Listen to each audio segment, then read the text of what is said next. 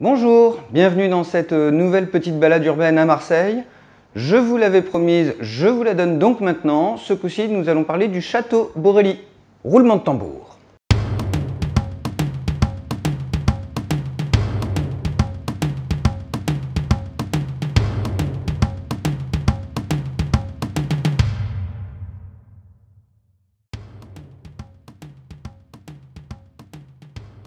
Alors je ne vais pas vous refaire tout l'historique de la dynastie des Borelli, je l'ai déjà fait dans une vidéo précédente.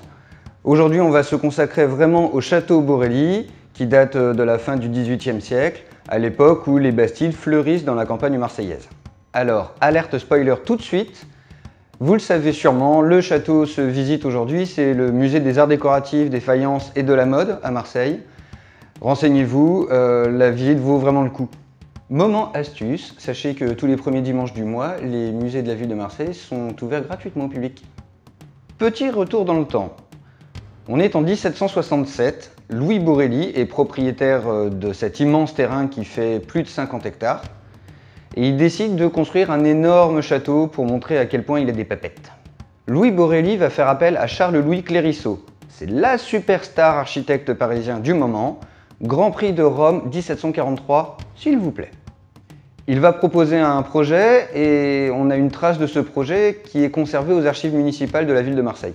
Alors, on est dans un style italianisant, c'est-à-dire que le moindre bout de pierre est sculpté, on en met de partout, des grandes corniches, des angelots, du ceci, du cela, bref, faste. Qu'est-ce que c'est la choucroute de pierre? Ben oui, mais non, parce que Louis Borelli, il veut du faste, mais à la française. Même s'il aime bien l'Italie, il refuse donc le dessin de Clérisseau. C'est alors qu'arrive Marie-Joseph Paire, autre grand architecte parisien du moment, à qui on doit notamment le théâtre français, appelé aujourd'hui théâtre de l'Odéon. Oui, ça fait 2 fois que je vous parle d'architecte parisien, je vais y revenir. On ne sait pas bien ce que Paire a apporté au projet. On sait en revanche qu'il a conservé les proportions du dessin d'origine et qu'il a un peu nettoyé les façades, c'est-à-dire qu'il a supprimé la plupart des ornementations proposées à l'origine par Clérisseau. 1768, game over pour Louis Borelli qui a la bonne idée de décéder alors que le chantier démarre à peine. Il verra jamais l'achèvement de la Bastide.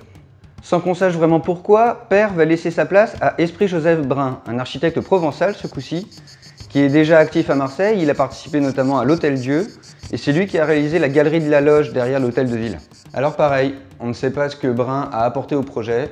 On se doute qu'il a suivi l'achèvement en 1778, mais on ne sait pas s'il a modifié le projet de Paire. Je vous l'avais déjà dit, le château Borelli, c'est une énorme bastide. C'est même la plus grande de tout Marseille. L'objectif, clairement, c'est de démontrer l'assise des Borelli sur la haute bourgeoisie marseillaise.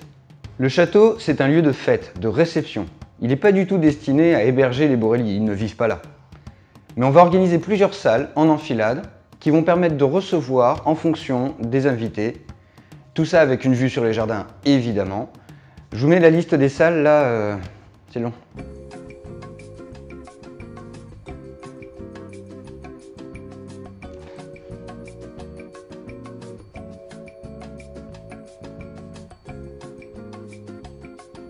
Oui, bon, ça va là.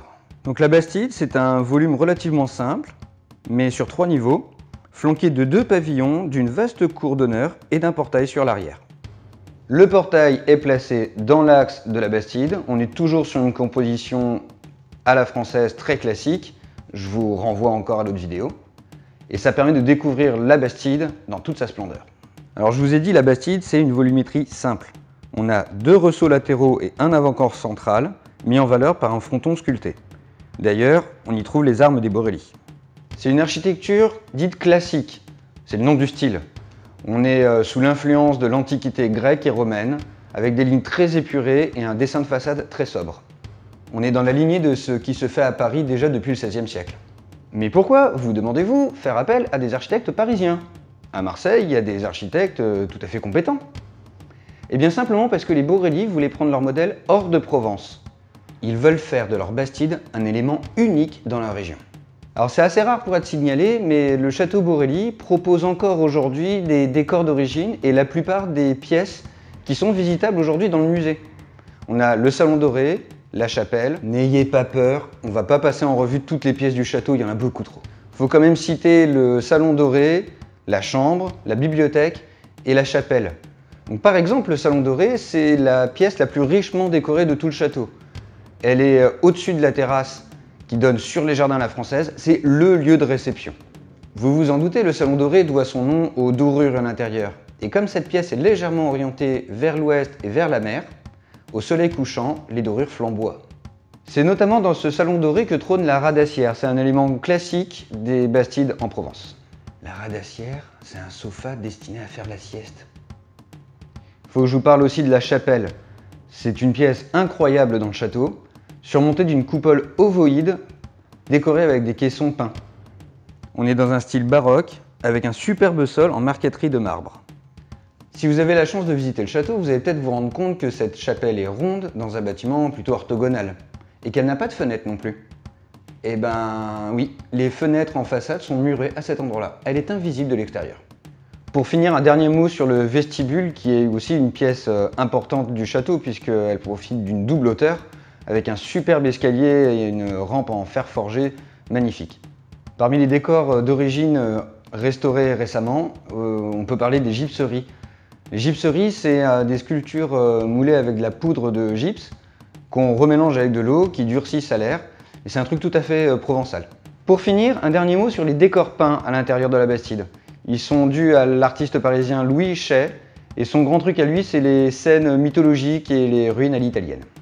Et puis dans le vestibule, vous allez découvrir un lustre contemporain qui a été réalisé pour la restauration du château en 2013, qu'on doit au designer Mathieu Lehanner. L'artiste explique que ce lustre a été pensé comme un cordage de lumière qui traverse le plafond. Il laisse seulement paraître des traits de lumière et de verre. Si le sujet vous intéresse, d'ailleurs, il y a une super vidéo qui a été réalisée à l'occasion de l'ouverture du musée des arts décoratifs, de la faïence et de la mode. Je vous mets le lien dans la description, ça raconte comment le lustre a été conçu et réalisé. Il y a un truc marrant avec le château Borély, c'est l'attachement des Marseillais à cette Bastide. En fait, ça fait belle lurette que la maison se visite, et je ne parle pas des réceptions des Borély de l'époque. Il est même mentionné dans les premiers guides touristiques du 19e siècle. La Bastide est ouverte à la visite depuis 1814, ça fait 2 siècles déjà. Alors cet attachement des Marseillais à la Bastide, la ville de Marseille l'a bien compris. Et elle finit par acquérir le bâtiment à la fin du 19e siècle et décide d'y installer un musée. Et c'est toujours un musée. Enfin, pas le même, mais un musée. Et oui, en 1863, la ville de Marseille décide d'y installer un musée d'archéologie. C'est pour y présenter les collections d'égyptologie du docteur Clos Bay. Sachez-le si vous ne le sachez pas, mais cette collection est la plus grande de France après la collection d'égyptologie du musée du Louvre à Paris, et elle est toujours présentée au public à la Vieille Charité aujourd'hui. Le musée d'archéologie a fermé ses portes en 1989, et bien que la fonction muséale ait changé et qu'on ne présente plus les mêmes collections aujourd'hui dans le château Borély, il y a encore des vestiges qui sont présentés dans la petite cour à côté du café et de la billetterie du château. En juin 1998, le château Borély réouvre ses portes au public. C'est la Fondation Regard de Provence qui s'y installe et qui y restera jusqu'en 2004. La Fondation Regard de Provence est aujourd'hui installée dans les anciennes consignes sanitaires de Pouillon, vous savez, en face du Mucem. Allez, pour finir, sachez que la Bastide Borély est évidemment classée monument historique depuis le 21 septembre 1936. De 2004 à 2013, le château a subi une importante restauration. Et si le sujet vous intéresse, je vous conseille d'aller voir les 8 vidéos. Je vous en ai parlé d'une tout à l'heure concernant le lustre du vestibule. Elle retrace toutes les restaurations des décors de l'intérieur, c'était magnifique. Merci d'avoir regardé cette vidéo, j'espère que je vous ai donné envie d'aller voir ce bâtiment hyper remarquable de Marseille. Si ça vous a plu, les pouces bleus c'est toujours cool. Si vous avez des commentaires, c'est fait pour, n'hésitez pas. Si vous avez des questions, je vais essayer d'y répondre à la prochaine vidéo. Et d'ici là, profitez du soleil. Salut!